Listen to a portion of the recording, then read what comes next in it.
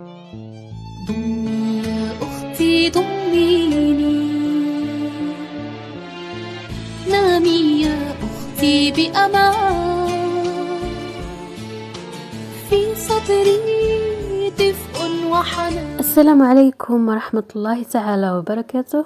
خوتي وخواتاتي متابعين قناتي وقناتكم زينب، في هذا الفيديو ان شاء الله رايحة نشارك معاكم الجزء الثاني من تزيين الكيكة او اللاير كيك اللي كنت حضرت معاكم الجينواز في الفيديو السابق.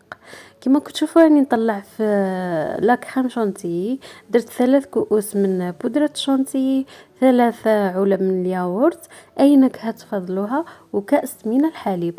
طلعتهم غاية حتى ولا عندي قوام ما يطيحش، يعني ثابت. ونلون الشونتيي نتاعي قليل فقط، يعني للتزيين فقط، نلونهم بالالوان اللي نحبوها. اليوم لونت بالوردي والازرق، وخليت الباقي بالابيض. نبداو في المونتاج تاع الكيك نتاعنا. نحطوا القليل من الشونتي في القاعده، ثم نحطوا اول دائره من هاد الجينواز تاعنا، نسقيوها بشويه ديال الحليب. بعدها نبداو نحشيو في الكيكه تاعنا باستعمال الكريمه اللي عندنا.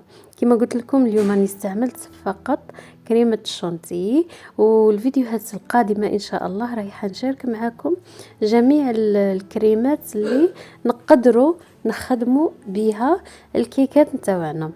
كما كتشوفوا راني درت دوائر تاع الكريمه وعليتها شويه باش تجينا الكيكه عاليه، ونملس في الوسط باش ندير الحشو نتاع المكسرات و اي كريمه اخرى تكون عندكم. مثلا يعني انا غادي ندير القرقاع اللي هو الجوز، وندير ايضا الشوكولا نتاع ماكسون، وبامكانكم ايضا ديروا طوفيا. انا اليوم غادي نزينها نحشيها بالطوفيا وبالماكسون شوكولاته الطلي. وبعدها نضيف الطبقة الثانية، ونفس المرحلة نعاودوها ل3 مرات ان شاء الله. نسقوها ونعاود نديروا الحشو ونحطوا الدائرة اللي بعدها. نخليكم تواصلوا الفيديو ان شاء الله، ونعاود نرجع لكم في مرحلة اخرى. قبل هذا صديقاتي، إن كنتم لأول مرة تشاهدون الفيديو، ما تنسوش الاشتراك بالقناة وتفعيل زر الجرس باش يوصلكم كل جديد نتاع القناة. وإلا راكم مشتركين في القناة صديقاتي، ما تنسوش الضغط على زر الإعجاب وتعليق شباب كما نتوما، وبإمكانكم تبارطاجيو الفيديو مع صحاباتكم والأهل نتاعكم. واصلوا الفيديو للنهاية باش تتعرفوا على الطريقة نتاع الكيكة نتاعنا.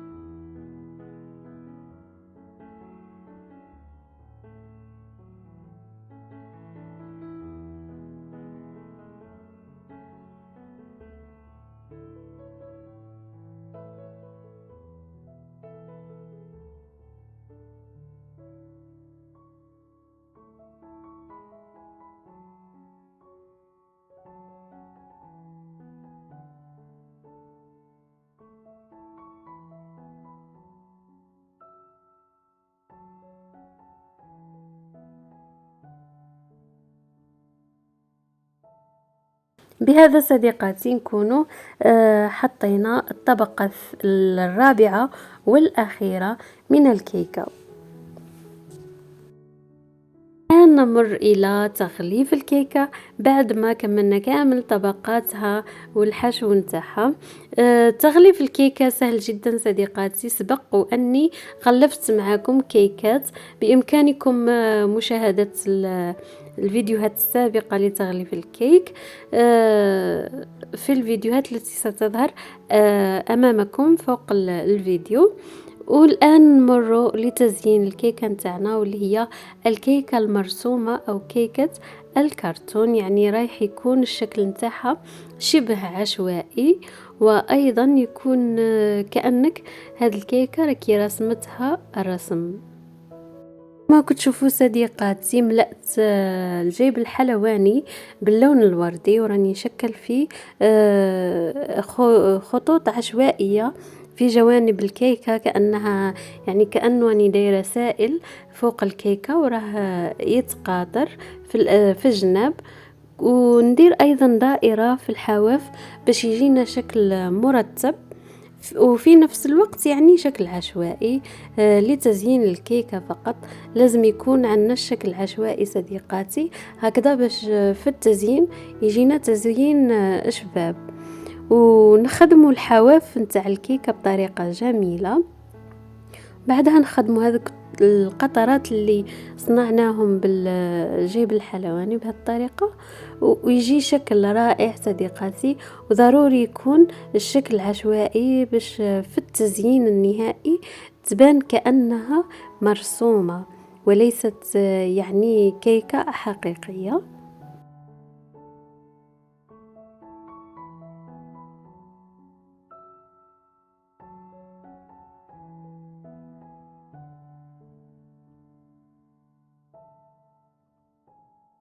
بعدها جبت الكريمة اللي كنت ملونتها باللون الأزرق، ووضعت أيضا نقاط بها، نقاط عشوائية أيضا باش تزين لنا الكيكة. الفكرة نتاع هذه الكيكة يمكن أنك تحضريها الحفل، معرفة الجنين مثلا، تكون بغية تحضر مفاجأة للزوج ديالها، ولا حابين يتفاجئوا بمعرفة الجنين، تقومي بهذه الكيكة من اللون الوردي والأزرق وتحتفلي بها يعني كفكرة. هذه هي صديقاتي، ونستمر في تزيين الكيكة إن شاء الله تعجبكم وتجربوها إن شاء الله.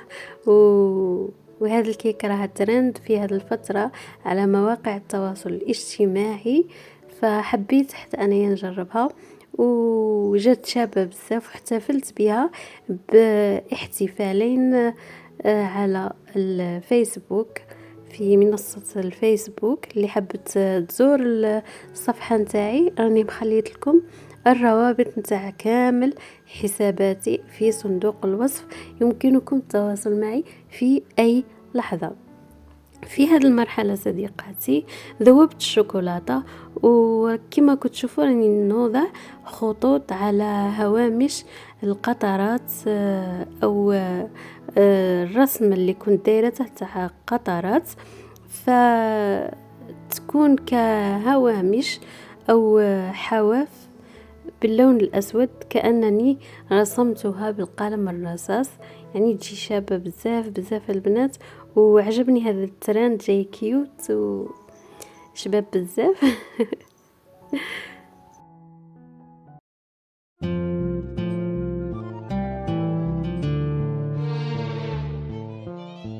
ضمي يا أختي ضميني، نامي يا أختي بأمان، في صدري دفء وحنان، أوصتني أمي أن تبقي جوا عيني، لا تخشي يا أختي من شيء، لا تخشي. كانت هذه هي النتيجة النهائية للكيكة نتاعنا. نتمنى ان شاء الله تكون عجبتكم وديتوا فكرة او لمحة عن هذا الترند اللي راح خارج هذه الفترة. ان شاء الله تجربوها وتفرحوا بها وليداتكم وتفرحوا بها العائلة نتاعكم. بالنسبة لي عجبت العائلة نتاعي بزاف بزاف، وحتى صديقاتي شاركتها معكم في لايف على الفيسبوك وعجبتهم بزاف. احتفلت بمناسبتين اللي هي وصول مجموعة اللمة إلى 5000 متابعة في المجموعة، وأيضا احتفلنا بوصولنا في الصفحة نتاعي زينب إلى 1 أو 1000 مشترك على الصفحة. نتمنى إن شاء الله تزوروا الصفحة وتزوروا المجموعة باش تكبر لمتنا. تهلاو في روحكم، نتلاقاو في الفيديو القادم. قبل ما ننهي الفيديو نتاعنا ما تنساوش اللي راكم عاد جدد في القناة تشتركوا في القناة وتبارطاجيو لا فيديو الكامل لاصدقائكم واحبابكم، وايضا ما تنساوش تفعلوا زر الجرس واللايك وتخليوا لي تعليق شباب كما نتوما. سلام.